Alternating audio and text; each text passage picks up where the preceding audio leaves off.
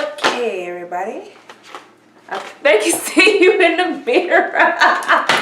Delete. It's BxB's world, and we are back at it again with another video. Always be around. I just really need your love. Maybe you could be the one. I just wanna see you one more time. Oh, I just really need your love. Maybe. Okay, y'all, so tonight really, y'all are just going to get me. I will be talking about, you guessed it, occupational therapy school. I just graduated from OT school August 7th, right?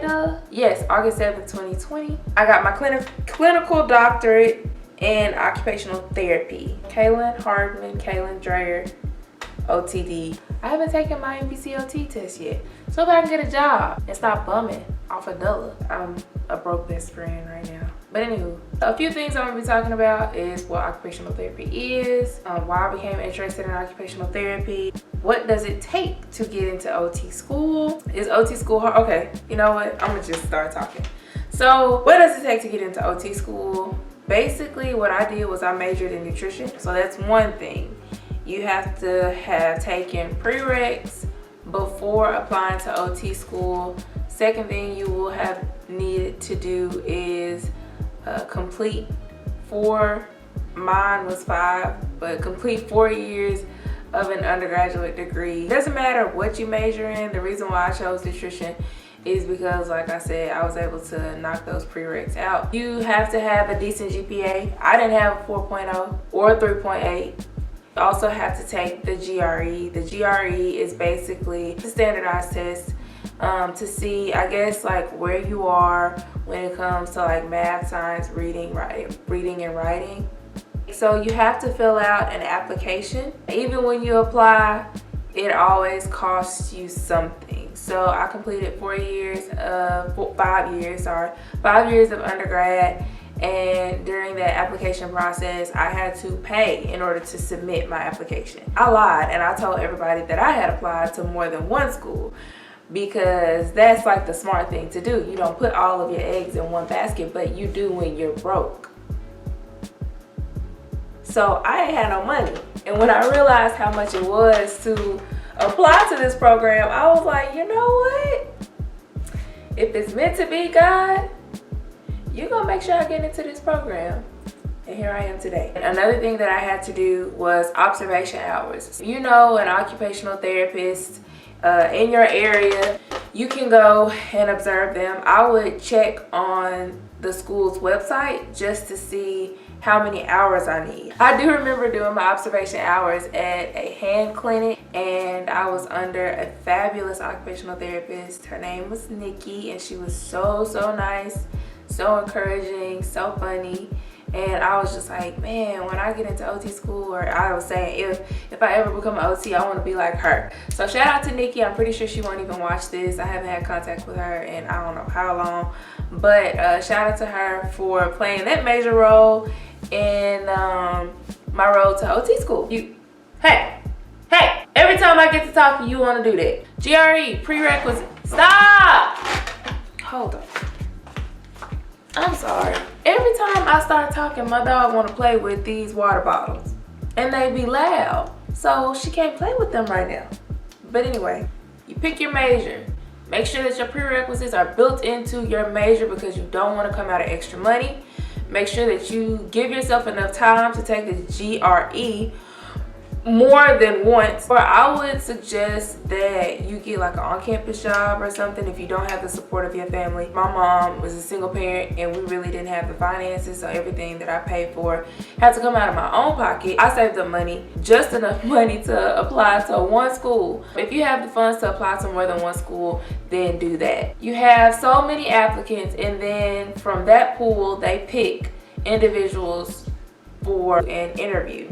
So for that interview, you want to make sure that you are dressed properly. It's just like a job, like you're interviewing for a job. Yeah, so you want to practice for your interview, and part of that is researching the program. You know, their NBCOT passing rates, how many people go through their program, how many people make it through their program. So why I chose OT? I chose occupational therapy because, for one, I went into school not really knowing what I wanted to do, and I said that I was going to be a pediatric surgeon. Yeah, that didn't work out. My first semester I got a 1.9, had to go to summer school to retake a lot of those classes. So my sophomore year, I actually ran into a lady dressed in scrubs at my sister's elementary school. We're 11 years apart, so yes, I was in college when she was in elementary school. I think I stopped her and I asked her, you know, what she did, because she wasn't going towards the nurse's station. So I was just like, where is she going? She was going to just an empty classroom. And so she let me know that she was an occupational therapist, and she kind of gave me a rundown of what it was. I still didn't understand what it was when she explained it to me. Never paid that any mind. Another day while I was at school on campus, I ran into one of my friends, and she was telling me about the occupational therapy program. I don't think she ever ended up applying, and if she did apply, I don't think she got in. I started talking it over with Trail. At this point, we was just trying to figure something out so that we can make money. That's where our head was, and that's how I became interested. I ran into two people who told me what the profession was about, did my own research, looked up how much they made. Yes, I did do that, and felt, you know what, I could do that. That could be something that I'm interested in.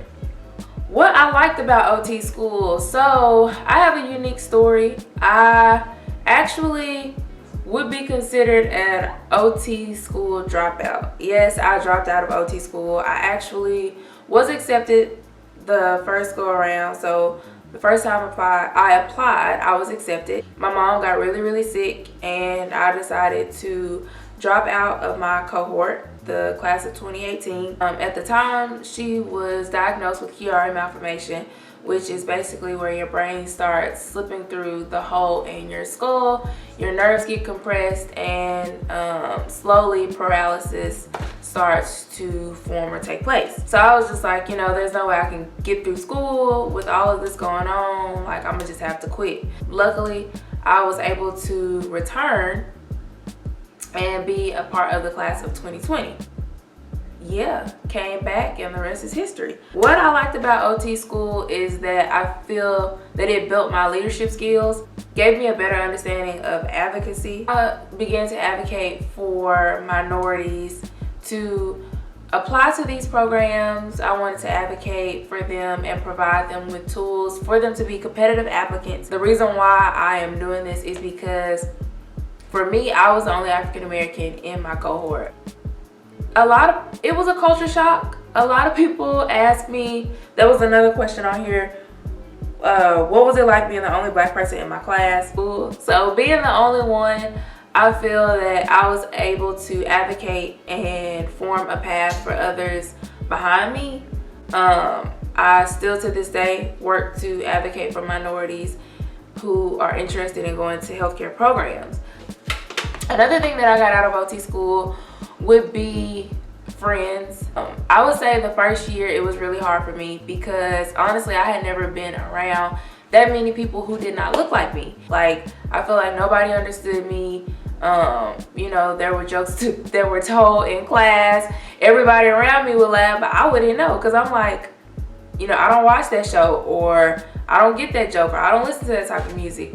Instead of, I guess, pushing back and feeling like, oh, nobody gets me, nobody understands me, I started to educate people. And I stopped trying so hard to be like everybody else in my cohort and started to be myself. And once I did that, I found my group of people. But yeah, get through the second year because you need people.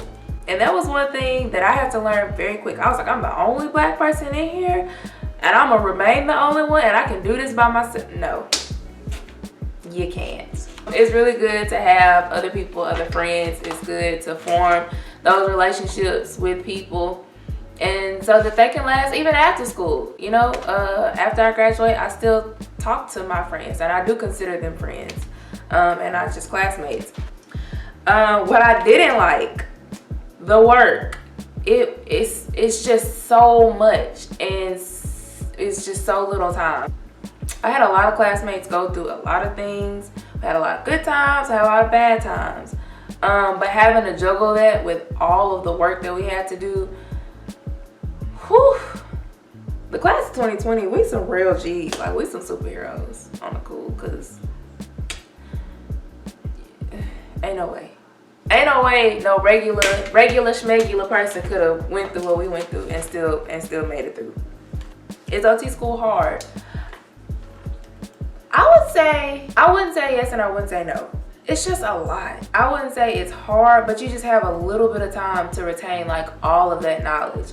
What area am I interested in working in? I'm interested in either pediatrics or mental health. Yeah, so that's it. And the next thing that's up is MBCOT. So I will keep y'all updated on that. I haven't told anybody when I'm going to take my test. Yeah, I am currently studying, which is why I look like this. So that's all. If y'all have any questions about OT school, comment down below. Like, comment, subscribe, and we will see you all later.